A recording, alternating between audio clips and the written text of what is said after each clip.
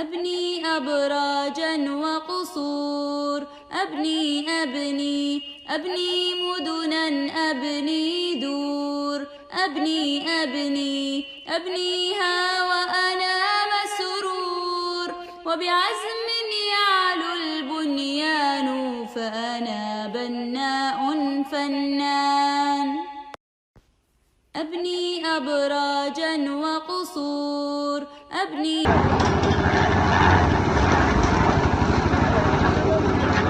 السلام عليكم ورحمة الله وبركاته. ما أنت تاريخ دقوبة أنت إلى توانك بشكوات لوضكم واتي أفرتا وحان جوجنا على الكمين جارهان حافظة جنبرده بريان قدام بين وحان شركة معقول كونستراكشن كمباني أدرتان سوجي دان بلندياش أيال شوية معمل أديات بانتا إن لقول سكرو روح بدن قيمة جمع واحد ديال كلها شركة معقول كونستراكشن كمباني بريان عبركي سوية هاي توني سدح لقول فتاي توني سدح بريان شركة وحي كريس دونتا برجي بلاستو waxaa foormaanka ah guriga Cabdirashiid Cabdullaahi fadlan nagala soo xiriirno marka hoose